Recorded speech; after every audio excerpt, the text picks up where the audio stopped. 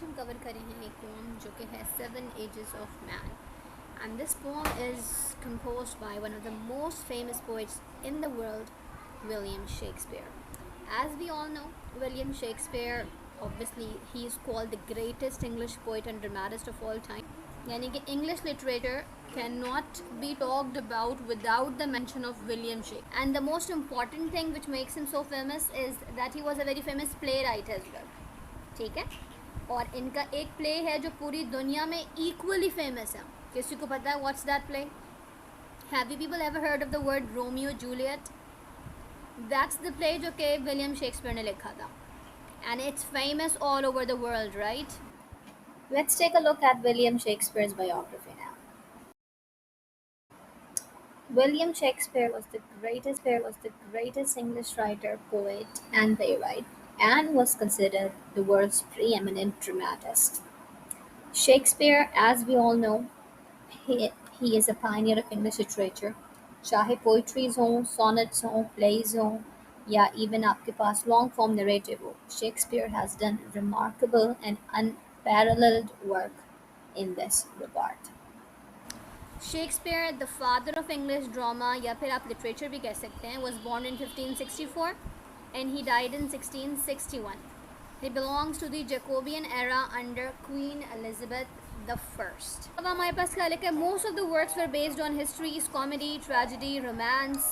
इसके अलावा he wrote several plays and sonnets. Sonnets भी विलियम शेक्सपियर ने काफ़ी सारी एक्चुअली लिखी हैं, और one of the things why he became famous, plays के अलावा वो sonnets भी थी. 36 plays were included in the first folio और जो पब्लिश हुआ था 1623 में. अब अगर आप लोग यहाँ पे एक नोटिस करें, 1623 is actually a lot later than when he died in 1616. ऐसा ही है? तो कैन somebody tell me इनके प्लेस इतनी इनके डेथ के बाद क्यों पब्लिश हुए? Why not in his life? Because William Shakespeare जिस प्ले कंपनी के साथ काम करते थे, because everybody knew he was William Shakespeare, right? अपनी ज़िंदगी में भी इनको फेम मिल चुका था. एंड दे वर अफ्रेड कि अगर हम इनकी प्लेस को कॉपीज़ के अंदर पब्लिश करना शुरू कर देंगे तो अदर जो बाकी लोग हैं वो कॉपी डाउन करके उसकी कॉपी करके खुद बनाना शुरू कर देंगे.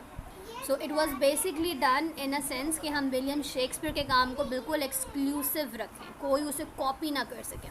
ठीक है, तो इसीलिए जो 36 प्लेस लोगों को पता थे, जो जमा थे उनके पास, वो तो पब्लिश हो गए, बट हो सकता है इसके अलावा और भी बहुत सारे प्लेस हों, but they were never published. This was the poet's introduction. अब हम चलते हैं आपकी पोम के बैकग्राउंड पे, और ये पोम जो है सेवन एजेस ऑफ मैन. अभी हमने मेंशन किया कि William Shakespeare was a very famous playwright. ये पोम भी जो है हमारे पास seven ages of man, basically ये पोम शामिल है एक प्ले के अंदर. ठीक है, आप लोग ड्रामास में देखते होंगे कहीं टाइटल सॉन्ग होता है, कहीं बीच में कुछ होते हैं. तो प्लेस के अंदर भी कुछ होते हैं म्यूज़िकल प्लेस जिनके अंदर सॉन्ग्स वगैरह शामिल होते हैं, पोम्स वगैरह शामिल होती हैं. तो ये जो पोम है seven ages of man, this was also a part of this play जिसका नाम क्या है? As You Like It. ठीक है एवरीवन. अब प्ले तो बहुत बड़ा होता है, जाहिर सी बात है. अब प्ले के किस हिस्से में ही पब्लिश हुई है? सीन 7 और एक्ट नंबर 2 के अंदर दिस प्ले इज़ मैंशनड. और अगर आप लोग चाहें तो आप इस प्ले को भी पढ़ सकते हैं, इंटरनेट पे मौजूद होगा. सकता है ये पूरी की पूरी जो आपकी पोम है, बेसिकली हम इसको कह सकते हैं कि ये पोम जो है वो एक पोएटिक स्पीच है. स्पीच का मतलब क्या होता है? कोई बताना, किसी को कोई बात करना, राइट? पोम का मतलब है कि हम उससे लिख दें पोम के स्पेसिफिक स्टैंजास के स्टाइल में, यही मतलब है. तो ये जो पोम है seven ages of man, this is actually the a poetic speech. Poetic speech का मतलब क्या होगा कि someone in the play must be speaking. ऐसा ही है, स्पीच का मतलब कुछ बोलना, सॉन्ग की शक्ल में बातें करना, बिल्कुल ठीक है Ghulam Dastagir. That's also a way to express it. तो प्ले के अंदर आपको पता है कि एक्टर्स भी होते हैं, ऐसा होता है, डिफरेंट कैरेक्टर्स होते हैं. तो उन तमाम कैरेक्टर्स में से एक हमारे पास कैरेक्टर है जिसका नाम क्या है? जैक्स. ठीक है, आप इनको लॉर्ड जैक्स भी कह सकते हैं, आली जैक्स भी कह सकते हैं, you can call him anything. लेकिन ही इज़ द कैरेक्टर जिन्होंने प्ले के सीन 7 और एक्ट नंबर 2 में इस पूरी की पूरी पोम को अपने सीन के अंदर अटर किया है, बोला है. ठीक है एवरीवन. अब सवाल ये है कि इस पोम के अंदर से they also ask you even deeper background कि ये लॉर्ड जैक्स ने क्यों ऐसा 7 एजेस ऑफ मैन की फ़िलोसफिकल एक्सप्लेनेशन दिया लाइफ की, ऐसा हो क्या रहा था, what's the context. Lord Jaques basically was one of the noble man जो कि रह रहे थे फॉरेस्ट ऑफ आर्डन के अंदर, ठीक है। तो अचानक ये लोग जंगल में जाके क्यों रह रहे हैं भाई, इनके साथ और भी कुछ लोग थे और basically they were all living in the jungle in the forest of Ardern under the leadership of Duke senior, यानी कि ड्यूक सीनियर के फॉलोअर्स होने के नाते ये लोग फॉरेस्ट ऑफ आर्डन में आके बस गए थे। अब इनके यहाँ आने तक वजह क्या है, वजह ये थी कि जो ड्यूक सीनियर थे, सीनियर का मतलब है बड़ा, या फिर जो एल्डर ड्यूक आप उन्हें कह सकते हैं, उनको बिट्रे कर दिया था उनके छोटे भाई ड्यूक फ्रेडरिक ने। ये नज़र आ रहा है सबको स्क्रीन पे।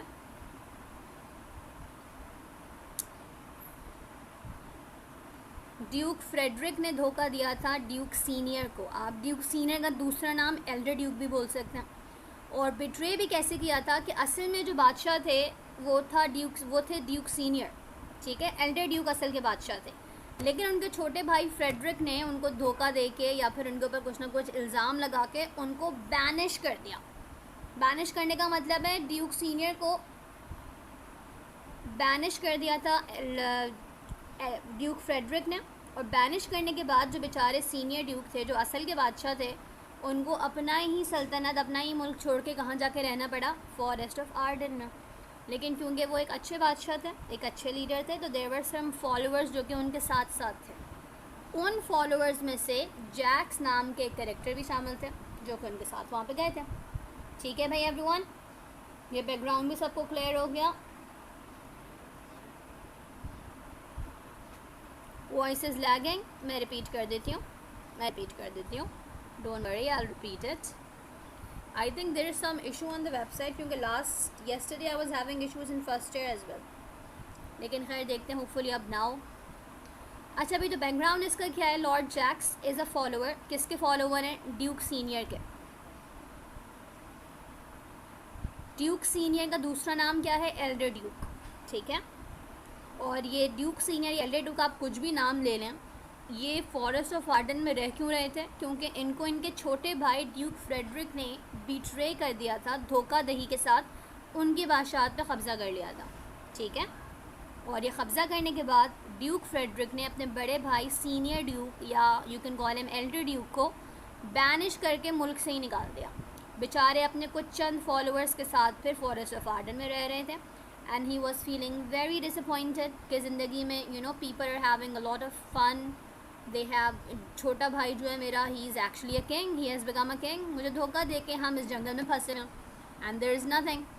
जाहिर सी बात है, you have to get your shelter, you have to get your food, सब कुछ खुद करना है। तो ही वॉज़ वेरी डिसअपॉइंटेड। तो लॉर्ड जैक्स ने ये सुनने के बाद, to increase his moral and motivation, उन्होंने फिर ये पूरी की पूरी स्पीच उनको पढ़ के सुनाई, उनको ये बात समझाई कि basically what's important in life, और ज़िंदगी है क्या, और आखिर में ज़िंदगी के किस चीज़ को बचना है। Clear everyone?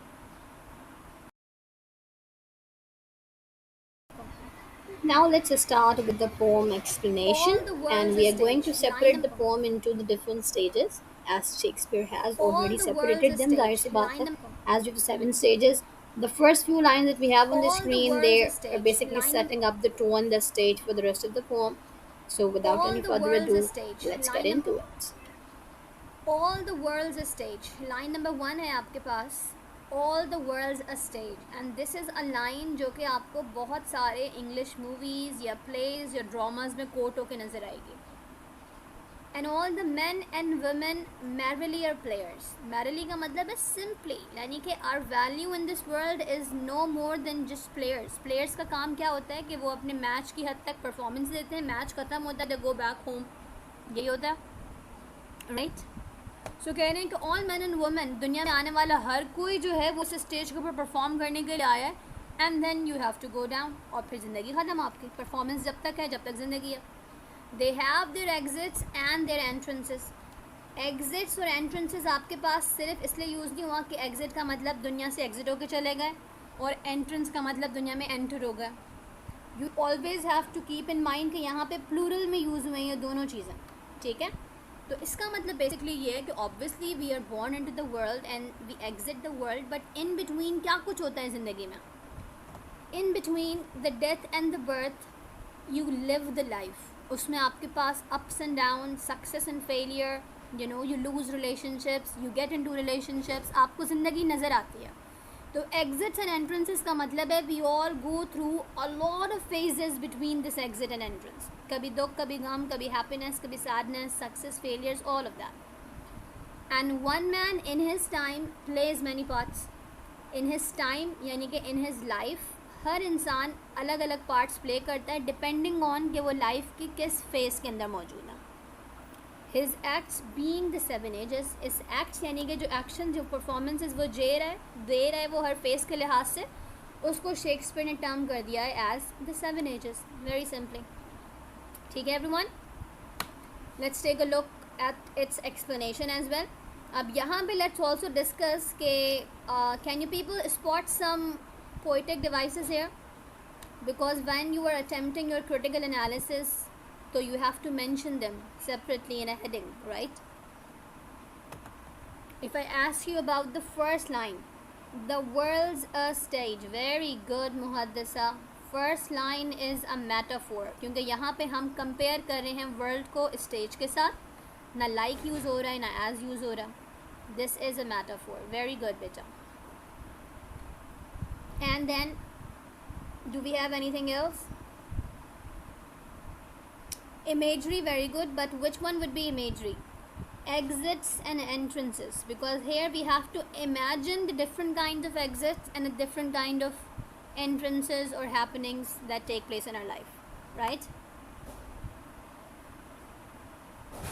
And then another metaphor, acts and ages, they are being compared as a performance, right? Also men, women and players, that's also a metaphor. Shane bhai, very good. Moving on to the second group of lines. अब हमारे पास जो lines हैं obviously they will be explaining the next phase of life. Sorry, अभी तक हमने first phase start करना है. This was the introduction. ठीक है. अब इस इन lines में क्या जिक्र हो रहा है? At first the infant. सबसे पहला phase किसी भी इंसान की life में यही होता है. चाहे आप दुनिया में कहीं भी पैदा हो जाएं, चाहे आप दुनिया में कभी भी पैदा हुए हैं, this is the phase that we are all born into, और वो है आपका इन्फेंट या इन्फेंसी का phase. This is the first phase. ठीक है. इन्फेंट का मतलब है अ न्यू बॉर्न बेबी.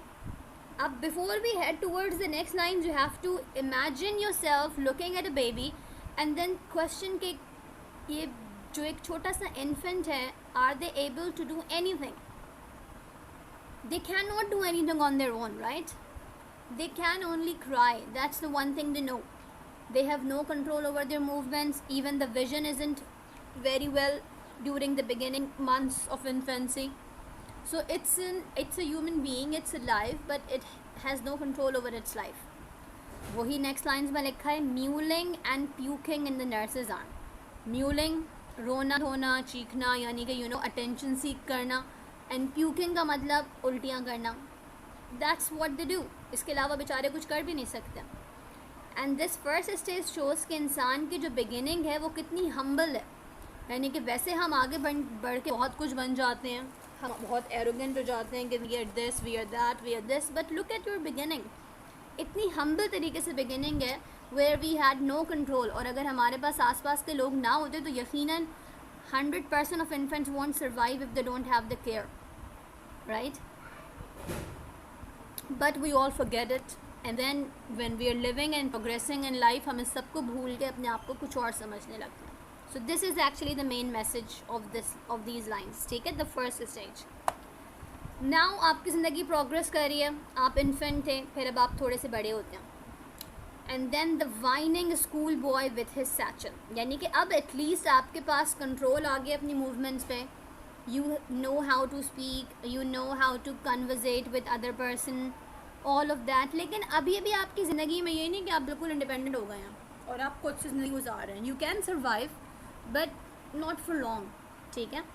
तो whining school boy का मतलब है अब आप इंडिपेंडेंस का पहला मज़ा चख रहे हैं basically. You leave your house, you go to the school. लेकिन दुनिया में ज़्यादातर बच्चे स्कूल ज़बरदस्ती ही जाते हैं. कुछ ऐसे भी होते हैं जो कि मर्ज़ी से जा रहे होते हैं, but usually if you would go and ask a student कि भाई आप खुश हैं, वो बोलेंगे नहीं हमें स्कूल नहीं जाना, राइट? या फिर आप बच्चों के फ़र्स्ट डे चले जाएँ स्कूल के ऊपर, 99% of the kids are crying on the first day because they don't want to leave their home. और अभी भी वो कंफर्टेबल कहाँ होते हैं? अपने घर में अपने पेरेंट्स के साथ. ठीक है, तो यहाँ पे भी यही कह रहे हैं, the whining school boy. Whining का मतलब कंप्लेन करना कि मुझे नहीं जाना, मेरे सर में दर्द है या फिर मेरे पेट में दर्द है, you know the usual excuses we make. With his satchel, अपना छोटा सा बैग लेके, इन शाइनिंग मॉर्निंग फेस, यानी कि सुबह सुबह उठ तो जाते हैं, अब मजबूरन उठना है, स्कूल जाना है, बट क्रीपिंग लाइक स्नेल. काम कैसे कर रहे होते हैं? क्रीपिंग लाइक स्नेल, यानी कि बहुत ही ज़्यादा स्लो के बेचारा स्नेल भी शर्मा जाए कि मैं आपसे पहले काम कर लूँ. And this is something I think जो कि हम में से हर किसी ने एटलीस्ट वंस और ट्वाइस इन आवर लाइफ कर चुके हैं हम ये, लेकिन still we had to go to school, right.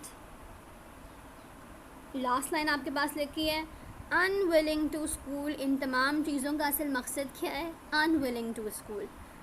Willing का मतलब होता है कुछ इरादा करना, अनविलिंग का मतलब है जब हम कुछ इरादा ना करना चाहें. तो रिलक्टेंट टू डू समथिंग, यहाँ पे ये बच्चे की जो सारी मेहनत है वो क्यों है कि वो स्कूल न जाए, लेकिन दे फॉरगेट कि उनके अपने पेरेंट्स भी इस स्टेज से गुजर चुके हैं. सो दे ऑल्सो नो कि यहाँ पे क्या है और क्या नहीं है. तो इस स्टेज में इंसान की कोई बहुत ज़्यादा फ्रीडम और इंडिपेंडेंस नहीं आ गई है. Still we are under others, लेकिन at least we are learning life, we are learning a little bit about what life is. ठीक है, very good, perfect. Move on करते हैं नेक्स्ट लाइन्स के ऊपर. नाउ हमारे पास दो स्टेजेस गुजर चुके हैं, infant and school boy. creeping like a snail is a simile. very good, perfect, ज़बरदस्त, good job. and इसके अलावा do we have any other thing here? Shining morning face, it can be imagery. Mewling and puking in the nurse's arm, that's also imagery, obviously. Okay, चलें, ज़बरदस्त. Next पे चलते हैं. Third stage हमारे पास आ रहा है, बड़ा ख़तरनाक सा स्टेज जिसे कहते हैं लाइफ में. इट्स अ स्टेज वेयर हमें लगता है कि हम बहुत बड़े हो गए हैं. It's actually in a way a stage जिसे शायद आप लोग गो थ्रू कर रहे हैं अभी, maybe some of you. ठीक है. And then the lover, saying like furnace with a woeful ballad, यानी कि ये ऐसा स्टेज है जब इंसान को लगता है कि भाई हम जो करना चाहें हम वो कर सकते हैं. और यहाँ पे असल पर्पस क्या होता है ज़िंदगी का? कि you fall in love with someone और something and then you feel like कि दुनिया सिर्फ यही है, इसके अलावा और कुछ भी नहीं है, right. This is the stage जिसे कहा जाता है हमारी टीन एजेस. और टीन एजेस ऐसे स्टेजेस होती हैं जहाँ पे हम बहुत जज्बाती हो चुके होते हैं, राइट. एंड यहाँ पे क्या लिखा हुआ है? जज्बाती होकर कर क्या रहे होते हैं? साइंग लाइक अ फर्नेस, यानी कि हर वक्त बस एक फर्नेस का मतलब होता है तंदूर या स्टोव या चूल्हा. तो साइंग लाइक अ फर्नेस, हर वक्त बस आहो बका में लगे हुए हैं कि हमारे साथ ये हो गया, हमारे साथ वो हो गया, वो हमसे उदास हैं, हमें उन्हें मनाना है, all of that. Woeful ballad का मतलब बहुत ही सैड पोइट्रीज के साथ. Made to his mistress brow, लेकिन इस तमाम स्टेज में हो क्या हो रहा होता है? द मेन पर्पज़ इज़, हमारी तमाम इस स्ट्रगल का क्या मकसद होता है कि हम इम्प्रेस करने किसी को, specially the one we are in love with. अब नेक्स्ट स्टेज हमारे पास है भाई stage number 4. And on stage number 4 now we have become sort of a soldier. एक फ़ौजी बन चुके हैं. अब फ़ौजी या सोल्जर स्पेसिफ़िकली हम किस इंसान को बोलते हैं? एक ऐसा इंसान जो कि जिसमें इतना डर खौफ नहीं होता, right. A person who can just go and fight anyone. उन्हें लोगों को अपने से नीचे रखने का शौक़ होता है, गुड जॉब तहरीम. तो देन अ सोल्जर, अब क्या बन गए आप? सोल्जर बन गए हैं. Full of strange oaths and bearded like a pard, यानी कि अब ये ऐसा वक्त है कि हम दुनिया को इम्प्रेस करने की खातिर फुल ऑफ स्ट्रेंज ओथ्स, हम बस लगे रहते हैं कि भाई कोई मसला है हमें बताएं, हम करेंगे. इससे लड़ना है हम जाके लड़ेंगे, उससे लड़ना है हम जाके लड़ेंगे. इनके हद से ज़्यादा जज्बाती, और ये समझना कि जैसे हमसे ज़्यादा स्ट्रॉन्ग और कोई है ही नहीं, like we are the ones. तो हम इसे थोड़ा सा ओवर कॉन्फिडेंट होना भी कह सकते हैं कि you just start making different promises to people. You start claiming कि हम ये भी कर सकते हैं, हम वो भी कर सकते हैं, हम ये भी कर सकते हैं, वो भी कर सकते हैं. ठीक है. बेयर्डेड लाइक अ पार्ट, इस स्टेज पे इंसान को अपनी अपीयरेंस पे ज़्यादा फोकस होता है. और उस पर फोकस होता क्यों है? Because we want other people to look at us, और फिर हमें देखते ही वो हमारे अंडर इन्फ्लुएंस आ जाए. राइट, हमें देखते ही वो हमसे डर जाएं। तो बेसिकली वो अपनी अपीयरेंस को ज़्यादा से ज़्यादा क्या कहना चाहिए, इम्पैक्टफुल बनाने के लिए बियर्डेड यानी कि अपने आप का रोब दिखाने के लिए वो एक शेर की तरह दाढ़ी रख लेते हैं। ठीक है एवरीवन, या फिर लेपर्ड भी कह सकते हैं आप शेर की जगह। पार्ट का बेसिकली मतलब होता है लेपर्ड या panther. So we want to look like very strong, very brave, and that's why हम अपनी अपीयरेंस को बिल्कुल उसी की तरह बना लेते हैं। Jealous in honour, sudden and quick in quarrel. Honour का मतलब है रिस्पेक्ट, और इज़्ज़त तो यहाँ पे सबसे ज़्यादा फर्स्ट ऑफ मोस्ट प्रायोरिटी बन जाती है। अब वो इज़्ज़त है किन चीज़ों पे ये अलग बात है, बट वी फील लाइक कि बस किसी ने हमें कुछ बोल दिया, बस भाई अब यहाँ पे तो जंग हो जाएगी, इस तरह के बन जाते हैं। अक्सर अगर आप लोग देखें तो रोड्स पे जो ये इस एज के लड़के होते हैं, usually there fighting with others कि आओ तुमने हमें गाड़ी मार दी, हम ये करें, या फिर वो, या फिर हमारी कैरी में पानी डाल दिया, हमारी बाइक को हटा के साइड पे रख दिया। इस तरह लड़ाइयाँ हो रही होती हैं, राइट। बिकॉज इस स्टेज पे इंसान क्या समझ रहा होता है कि बस नहीं भाई, हमें किसी ने क्या बोल दिया, हम तो लड़ के ये कर लेंगे, वो कर लेंगे, ये कर लेंगे। जो sudden and quick and quarrel, बहुत जल्दी लड़ाई झगड़े के ऊपर तैयार भी हो जाते हैं और करने पहुंच भी जाते हैं। लेकिन ये सब क्यों हो रहा है? सीकिंग द बबल रेपुटेशन, एक ऐसी रेपुटेशन, एक ऐसा रिस्पेक्ट जो कि बबल की तरह टेम्प्रेरी है, लेकिन जस्ट बिकॉज वी वांट कि दुनिया के सामने एक इम्प्रेशन बन जाए कि भाई ये तो बहुत ब्रेव है, इससे तो डरना चाहिए, इसके तो करीब नहीं जाएं, इसको तो तंग ना करें, उस बबल रेपुटेशन की खातिर ये सारे एफर्ट्स हो रहे होते हैं, जिसमें अपीयरेंस भी शामिल है, जिसमें स्ट्रेंज वर्ड्स भी शामिल हो गए, जल्दी जल्दी क्वेरल करना, लड़ाई झगड़ा करना, ऑल ऑफ दैट। और ये स्टेज इसीलिए अब यहाँ पे इस स्टेज को पढ़ने के बाद इट डजंट लुक लाइक कि अभी तक इंसान में मेच्योरिटी आई है। इट्स मोर लाइक कि अभी भी हम दुनिया की खातिर जस्ट अपीयरेंस के ऊपर परवाह करे बैठे हैं, but we haven't really learn the meaning of life अभी तक। And this is the fourth stage, ज़रा सोचें।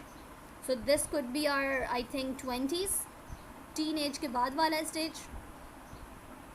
Progressing further in life after this stage, after the soldier stage, अब कुछ मेच्योरिटी ज़िंदगी में आना शुरू होती जा रही है आहिस्ता आहिस्ता, किसी के लिए सही सेंस में, कहीं मोरल और एथिक्स के साथ, कहीं इमोरल बिहेवियर के साथ, बट अब आपको ज़िंदगी समझ आ रही है। And then the justice, justice का मतलब है इंसाफ, राइट, या फिर इंसाफ करने वाला।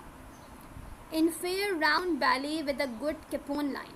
अब कह रहे हैं इस स्टेज पे आके, पहले तो हमें बहुत पेरेंट्स की परवाह थी, कभी मिस्ट्रेस की आईब्रो के लिए, कभी दुनिया के दिखावे के लिए, कभी बबल रेपुटेशन के लिए, बट इस स्टेज पे आके अब आपके ऊपर ओल्ड एज का पहला दरवाज़ा खटखटाया जा चुका है। We are not that active, हम जल्दी एग्जॉस्ट हो जाते हैं, हम जल्दी टायर्ड हो जाते हैं, तो बिकॉज ऑफ लेस एक्टिविटी अब आपकी बॉडी के ऊपर उसके असरात नज़र आना शुरू हो रहे हैं। And what happens then, Aahista Aahista आपका वेट गेन होने लगता है।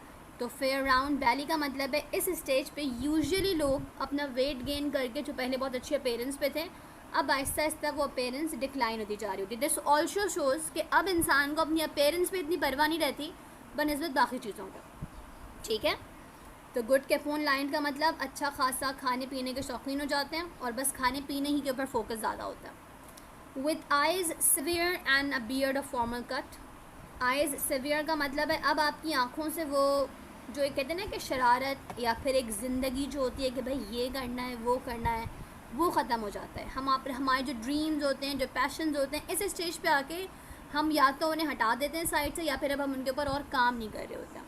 सो we sort of lose that sparkle in our eyes, ठीक है। And a beard of formal cut, यानी कि अब अपीयरेंस भी ऐसी रखनी है जिसको हम केटर कर सकें। ऐसी अपीयरेंस नहीं रखनी है कि जो हमारे ही हम ही उसे ख्याल ना रख पाएँ। तो ये नहीं कि पहले तो भाई बियर्ड रखी थी तो उसको यहाँ से कट, वहाँ से कट, हेयर कट ऐसा होना चाहिए, कपड़े ऐसे। अब हम ऐसी अपीयरेंस रखते हैं जिसको हम भी आसानी से हैंडल कर सकें, ठीक है। Full of wise sauce and modern instances. Wise sauce का मतलब है अब पीछे जो आप इतनी ज़िंदगी गुजार के आए हैं उसकी वजह से ज़ाहिर है we have experienced a lot, और एक्सपीरियंस की वजह से अब आपके अंदर कुछ आइडियाज़ भी हैं, कुछ टूल्स भी हैं, कुछ एग्जाम्पल्स भी हैं। तो जहाँ कहीं किसी को कोई इंस्टेंस, कोई एग्जाम्पल, किसी को कुछ ज़रूरत होती है, हम अपने एक्सपीरियंस से हेल्प करने की ज़रूरत, उसे एक्सपीरियंस से हेल्प करने की कोशिश करते हैं। इस स्टेज पे आके हम अपने प्रीवियस 5 स्टेजेस को याद कर रहे होते हैं। Yes, that's a very good way to sue that. We start losing, we don't completely lose the interest क्योंकि फिर खाना पीना भी खा नहीं रहे होते हैं, but now we are just अब हम थोड़ा सा पीछे होके बैठ गए हैं, अब इतने हम एक्टिविटी नहीं कर रहे हैं. Now we are more like कि बस भाई चलें खाएं पिएँ, थोड़ा सा मज़ा कर लिया, घर आके सो गए. It's not any more like कि भाई दुनिया को इम्प्रेस करना है और उसको ये और उसको वो, नहीं. अब हम थोड़े मेच्योर हो गए हैं, लेकिन मेच्योरिटी के साथ साथ अब एक्टिविटी भी कम हो गई है. एक्टिविटी कम होने से आपकी अपीयरेंस खुद ही थोड़ी डिक्लाइन पे जा रही है. बिल्कुल ठीक, वेरी गुड. और ये हमारे पास था 5th stage, right. Now we will be moving towards the 6th stage, और पोम का नाम है 7 ages. So this is the second last stage. इसको हम ओल्ड एज भी कह सकते हैं. It's not where you completely become bedridden, but this is the age जब आपके ऊपर बुढ़ापा आ जाता है. ठीक है, this is the start of your old life. The 6th stage shift का मतलब है अब ज़िंदगी शिफ्ट हो रही है. शिफ्ट हम कहते हैं ना कि घेर को भी चेंज करके यहाँ से वहाँ लेके आ जाओ गाड़ी के. तो शिफ्ट का मतलब है जो पहले तमाम ज़िंदगी थी, अब उसने एक टर्निंग से आके अपने आप को मोड़ के अलग डायरेक्शन में जा रही है. पहले हमारी ग्रोथ स्ट्रेंथ ऊपर की जानिब थी, बट अब ये शिफ्ट आया है और अब डिक्लाइन आएगा ज़िंदगी में. ठीक है, पहले हम कह रहे थे good capon lined, brown belly, bearded like a part, वो सब कुछ पहले की ज़िंदगी थी. और अब क्या हो गया, it's shifted into the lean and slippered pantaloons. Lean का मतलब वी लूज़ आवर वेट, और लूज़ वेट क्यों करते हैं, इसलिए नहीं कि एक्टिविटी कम है या एक्टिविटी ज़्यादा है, बल्कि इसलिए वेट लूज़ करते हैं कि अब डिफरेंट डिजीज़ आपको अफेक्ट करने लगते हैं.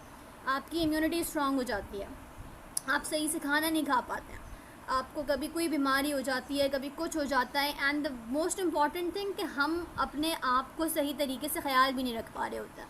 तो जो पहले हमारी स्ट्रेंथ, अपीयरेंस और सब कुछ जो था, 6th स्टेज पे आके वो कंप्लीट शिफ्ट होता है और अब पतले कमज़ोर से बन के रह जाते हैं. और स्लिपर्ड पैंटलून्स का मतलब है कि सॉर्ट ऑफ हम एक ऐसे बन जाते हैं कि लोग कभी कभी बूढ़े लोगों का मजाक भी उड़ाते हैं ना बच्चे, कि कैसे कपड़े पहन के आ गए हैं, बालों में कंघी भी नहीं करी है, लगता है कि इनको किसी ने कपड़े इस्त्री करके नहीं दिए. All of that it does happen, you people must have also noticed it somewhere. तो स्लिपर्ड पैंटलून्स का मतलब now they don't care about the personality. और यहाँ ये भी लेकिन कहना चाहिए कि they can not care about their own self, तभी ऐसे हो जाते हैं. कितना गलत है ये. Race with spectacles and nose and pouch on one side. Spectacles यानी कि आँखों पर चश्मा भी लग जाता है क्योंकि आई साइट वीक हो जाती है. कुछ लोगों को इससे पहले स्टेज पे ही लग चुका होता है, बट इस स्टेज पे आके तो हर सूरत आपको चश्मा लगाना ही पड़ता है, because now you have lost the vision that you had in your younger times. आप नज़दीक से भी बहुत गौर से देख के पढ़ रहे होते हैं, और पढ़ते पढ़ते फिर थक भी जाते हैं, हाथ में चीज़ों को होल्ड भी नहीं कर सकते, रख के कहीं भूल भी जाते हैं. तो because of that they keep a pouch on a side. एक छोटा सा बैग अपने साथ रख लेते हैं जिसमें कुछ अपनी मेडिसिन भी रखते हैं लोग. कुछ लोग बेचारे ऐसे भी होते हैं जिनके घर का एड्रेस रख रहे होते हैं, because they forget what's their address when they are going out somewhere. So this is a very sad reality, but it happens to everyone. ठीक है, अब आगे क्या लिखा है भाई, his youthful whose well saved a world too wide. कितनी उदास सी लाइन है ये कि हिज यूथफुल होज, यानी कि इसके अपनी जो यंग एज के कपड़े थे, जो चीज़ें थी जो इनके लिए बिल्कुल इनके साइज़, इनके इस्तेमाल की थी, लेकिन अब क्या हाल हो गया है, अ वर्ल्ड टू वाइड. अब वही कपड़े इनको बहुत ज़्यादा बड़े बड़े हो गए हैं. यानी कि जो तमाम चीज़ें या खुद जो इनकी अपनी एक्टिविटीज़ थी, अपनी पर्सनल चीज़ें थी और काम थे करने के, अब वो इन्हीं के लिए इम्पॉसिबल होके रह गए हैं. क्यों? For his shrank and his big manly voice. यानी कि नाउ इन्होंने अपनी स्ट्रेंथ जब खोई है, तो श्रैंक का मतलब कि अब जो पहले इनका जाहिर सी बात है मेजरमेंट, साइज़, वेस्ट सब कुछ अलग अलग होगा, लेकिन अब क्योंकि कमज़ोर और इतने पतले दुबले हो गए हैं कि अपने ही कपड़े इनको ढीले पड़ गए हैं जो खुद पहनते थे कपड़े. सोचें, बिग मैनली वॉइस एक ज़माने में जो बहुत रोब दबदबे की ज़ोरदार आवाज़ थी, अब क्या हो रहा है, it's turning again towards childish trouble pipes. वो आवाज़ जो पहले किसी ज़माने में मैनली यानी कि बहुत स्ट्रॉन्ग, बहुत फोर्सफुल थी, अब टर्न होकर कैसी बन गई है, चाइल्डिश ट्रबल. बच्चों की तरह की आवाज़ बन गई है, बारीक सी, आहिस्ता सी, किसी को समझ भी ना आए, ज़ोर से बोल भी ना पाएँ. And whistles in his sound, और कह रहे हैं कि आवाज़ क्या, बातें क्या। अब तो कभी कभार जब बूढ़े लोग बात करते हैं स्टेज पे तो साउंड्स लाइक कि उनके सिर्फ सीटियाँ या विसल्स बज रही हैं। दे can not even form the words properly. बात करना तो फिर और दूर की बात है। Clear everyone? And this is actually a very sad stage, right? Now the last stage, last scene of all. तमाम ज़िंदगी का अब आ गया है last scene. This is the final phase of life that events this strange eventful history. और कह रहे हैं कि ये स्टेज एंड करता है strange, अजीबोगरीब, और इवेंटफुल का मतलब जिसमें बहुत सारी डिफरेंट चीज़ें हों, कभी कुछ कभी कुछ कभी कुछ। हमने आपके फर्स्ट ईयर में एक चीज़ पढ़ी थी कि लाइफ इज़ क्वीर, याद है किसी को? इसका मतलब भी क्या था कि you won't have one thing in the life all the time. Sometimes you will have success, failures, फिर कहीं स्ट्रेंथ, फिर कहीं वीकनेस, फिर कहीं कम्प्लीटली लॉस, फिर कहीं यू विल हैव समथिंग। तो यहाँ पे एग्जैक्टली वही बात हो रही है कि उस क्वीर स्ट्रेंज इवेंटफुल लाइफ को ये स्टेज आके स्टॉप लगा देता। इस second childishness and mere oblivion, यानी कह रहे हैं कि you can call this stage a second childishness. हमने आई थिंक 6 स्टेज पे जिक्र किया था कि ज़िंदगी एक टर्न ले रही थी। अब उस टर्न से आगे बढ़ के we have actually got to a stage which is just like your childhood. आप बिल्कुल एक बच्चे की तरह बन गए हैं, आप ज़िद्दी भी हो गए हैं, आपको चीज़ें अच्छी भी नहीं लगती हैं, आपको टेस्ट भी नहीं आ रहा है, लोग आपकी बात भी नहीं समझ पा रहे हैं, you are getting irritated, you can not do your own personal business as well, but that's what happens. And mere oblivion, oblivion का मतलब कि you just have no sense कि आपके अराउंड क्या हो रहा है। कंप्लीट फॉरगेटफुलनेस, आपको अपने मेंटल कैपेबिलिटीज़ जो होती हैं यू कैन से कि वो एक बिल्कुल बच्चे की तरह कन्वर्ट हो जाती हैं। ठीक है, तो ऑब्लिवियन यानी कि you are oblivious to what's happening around you. आपको कुछ नहीं पता क्या हो रहा है, कैसे हो रहा है, क्यों हो रहा है। पता चल भी जाए तो द नेक्स्ट फ्यू मिनट्स में पास्ट और फिर आप उसे भूल भी जाते हैं। Sans teeth, sans eyes, sans state, sans everything. कह रहे हैं स्टार्ट कैसे क्या होता है कि पहले हम अपने टीथ को लूज़ करना शुरू करते हैं, फिर आपके पास से टेस्ट ख़त्म हो जाता है, फिर आपका विजन ख़त्म हो जाता है, फिर आवाज़ नहीं आ रही होती, फिर मूवमेंट ख़त्म हो जाती है, और आहिस्ता आहिस्ता हम ऐसी जगह पे पहुँचते हैं सेंस एवरीथिंग, जहाँ पे हम हर चीज़ से अकेले होके बैठ जाते हैं। चाहे फिर एवरीथिंग का मतलब अब यहाँ पे सिर्फ आपकी बॉडीली फंक्शंस नहीं हैं, बल्कि इसका मतलब है आसपास के लोग भी आपको अकेला छोड़ देते हैं। कहीं कभी नहीं भी छोड़ते हैं, लेकिन व्हाट हैपन्स यूजुअली कि लोग कहते हैं कि भाई आप ज़्यादा चलेंगे तो गिर जाएंगे, गिरेंगे तो आपको कोई इंजरी हो जाएगी, बेहतर है कि आप एक जगह बैठे रहें। आपको ये खाने का दिल चाह रहा है, ये ना खाएं, इससे आपका गला ख़राब हो जाएगा, तो आप वो खाएं जो हम आपको दे रहे हैं। ऐसा ही होता है। ये वाले कपड़े नहीं पहने क्योंकि फिर इससे आपको ये हो जाएगा, फिर उसको देखना पड़ेगा, फिर वो गंदे हो जाएंगे, तो आपको ये करना चाहिए। तो सेंस एवरीथिंग का मतलब है वी लूज़ एवरीथिंग, और एवरीथिंग लूज़ करके ultimately we lose life as well. और when we lose life what happens, we die. And when we die तो उसके बाद फिर ये ज़िंदगी, ये स्टेज, ये परफॉर्मेंस, सब कुछ ख़त्म। I hope that's clear to everyone. सबको क्लियर हो गया? चलें अब पोम की थीम देख लेते हैं। We have all gone through the poem in great detail. Theme आपके पास क्या है? सिंपली लाइफ की थीम है, राइट? फिलोसफिकल रिफ्लेक्शन, यानी कि in a philosophical sense William Shakespeare has tried to explain कि भाई ज़िंदगी की रियलिटी है क्या। अब अगर हम पीछे कॉन्टेक्स्ट पे जाएं तो Elder Duke was very disappointed कि हम लोग कहाँ आके फंस गए हैं, कुछ भी नहीं है, एक फॉरेस्ट है, देयर इज़ नथिंग, बाहर लोग खुशी बना रहे हैं। तो लॉर्ड जैक्स ने ये सब कुछ क्यों बोला है? इसलिए बोला था ताकि ही वुड रियलाइज़ कि ज़िंदगी चाहे जंगल में हो, चाहे महल में हो, चाहे कहीं भी हो, इट्स सेम फॉर एवरीवन। ये स्टेज हर किसी के साथ गुजरना है और at the end of the day इस सब को फिर ख़त्म होकर चले जाना है।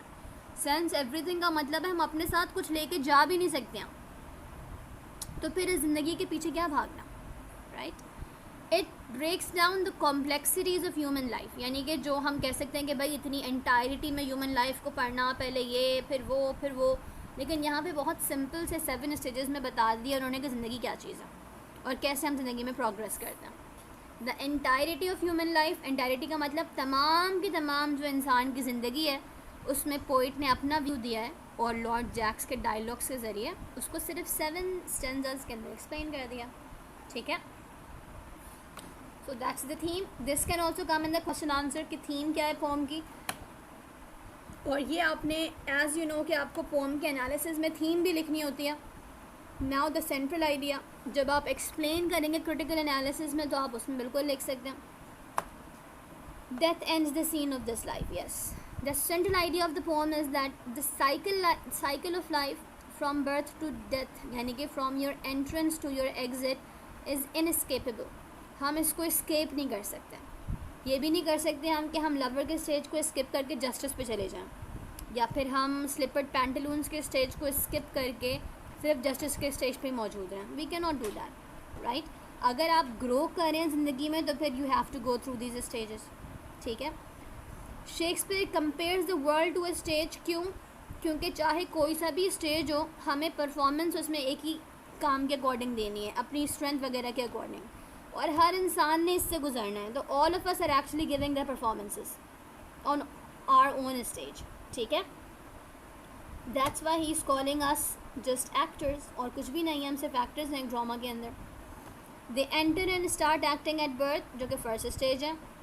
फिर हम उस एक्टिंग को फिनिश करते हैं 7th स्टेज के ऊपर अपनी डेथ के साथ। इन बिटवीन हर इंसान 5 स्टेजेस से गुजरता है, जिसमें आपके पास मैच्योरिटी भी आती है, कहीं पे आपके पास बिल्कुल एक जज्बातियतपन भी होता है। Somewhere you are emotional, somewhere you are scared, somewhere you are completely free of the world. But then this is something जो कि हर इंसान को गो थ्रू करके गुजरनी है, और हम में से कोई भी इस स्टेज को स्किप नहीं कर सकता, चाहे हम कुछ भी कर रहे हों, चाहे हम कहीं भी हों, या चाहे हम कुछ और भी करना चाहें, ठीक है everyone. With this we have ended poem number 1 as